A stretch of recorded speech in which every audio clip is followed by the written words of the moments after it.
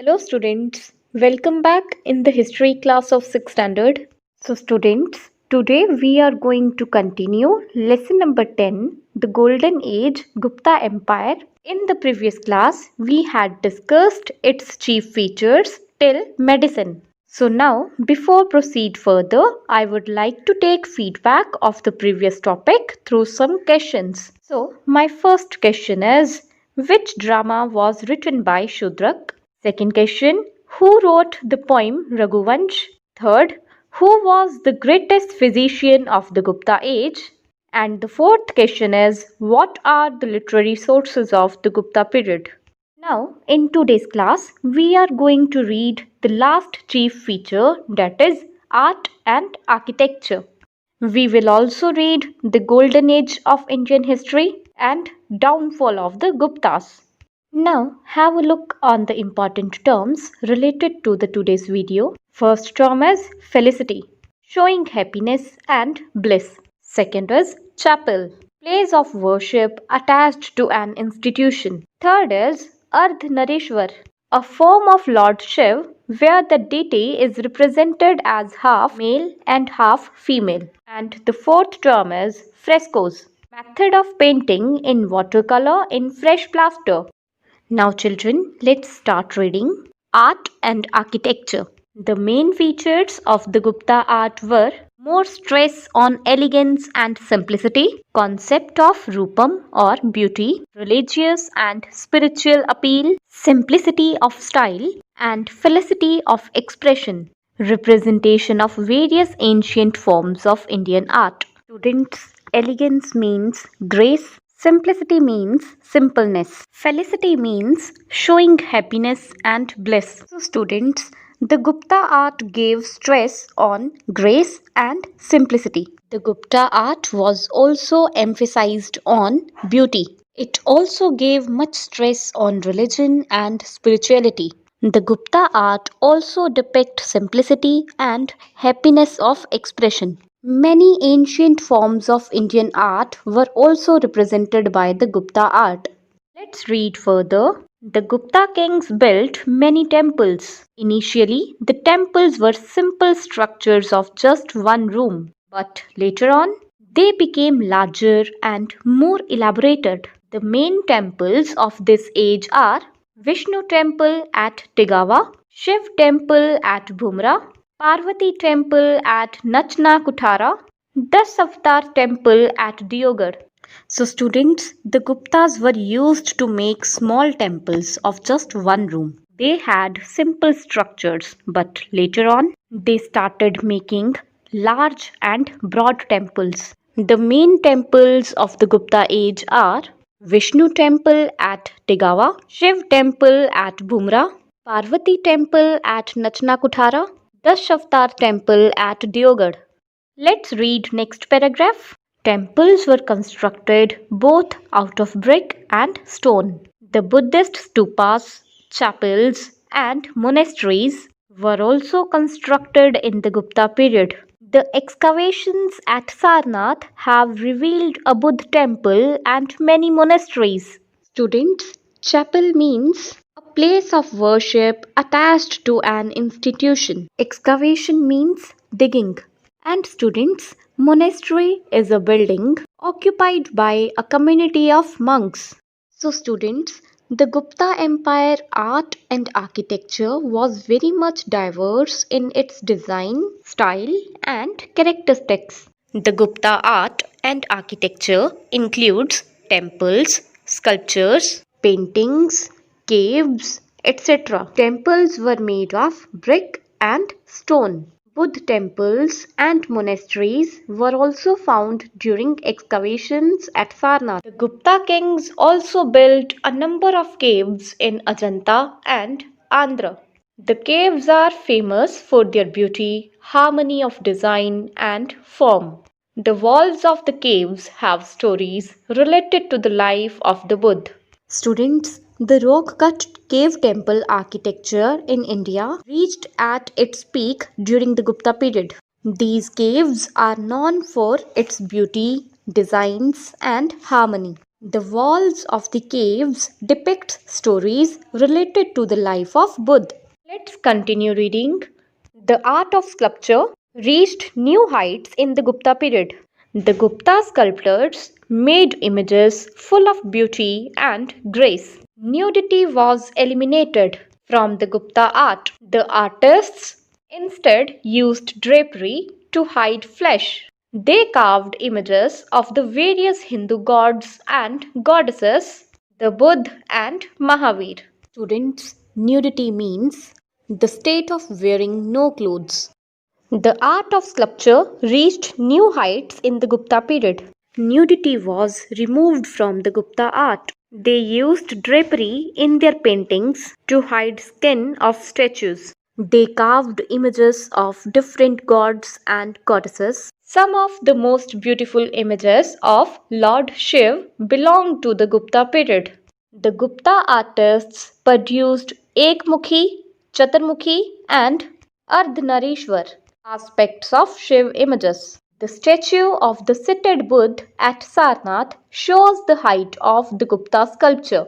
It depicts the Buddha as preaching dharma to his disciples. Artists also carved gorgeous images of Lord Shiv and of his different aspects, like Ekmukhi. Ekmukhi is a Hindu word meaning single head. Chaturmukhi, it is also a Hindu word meaning four heads, and Ardhanarishwar, a form of Lord Shiv where the deity is represented as half male and half female. The seated image of Buddha from Sarnath shows the high level of perfection in the field of sculpture. This statue shows the Buddha as preaching dharma to his followers. Let's read further. The art of painting also reached its perfection in the Gupta period. The most important examples of the frescoed paintings are found on the walls of the Ajanta caves, the Bagh caves in Gwalior. The painters of this era painted incidents from the life of the Buddha and the Jataka stories. They also painted non religious subjects like humans, animals, and plants. Students, frescoes means a method of painting in watercolor in fresh plaster. The art of painting reached at its peak under the Guptas, as it testified from the frescoes paintings of Ajanta caves and the Bagh caves in Gwalior. They also painted non-religious subjects like humans, plants, animals, etc. Now children, let's read next topic, the Gupta period, the golden age of Indian history. The Gupta period is known for its extraordinary achievements in various fields such as literature, art, science, architecture, sculpture, painting, mathematics, astronomy, and economic prosperity. The Gupta period at its zenith is marked by illustrious achievements. There were several scholars, scientists, and mathematicians such as Kalidas, Aryabhat, Varahmihir, Shudrak, Panini, Vishakhadat, Dhanvantari, etc. The unique confluence of peace, prosperity, and progress made this period as the golden age of Indian history. Confluence means meeting or joining. Zenith means high point. So students, there was a huge development in all the fields under the Gupta Empire, such as art, architecture, literature, science, sculpture, painting, mathematics. There were many scholars in the Gupta Empire like Kalidas, Aryabhat, Varahmihir, Shudrak, Panini, Vishakhadat, Dhanvantari, etc. So, students, the unique meeting of peace, prosperity, and progress made the Gupta Empire as the golden age of the Indian history. Now, students, we are going to read Downfall of the Guptas. The Gupta Empire began to decline after Chandragupta II and ultimately collapsed towards the end of the 6th century AD.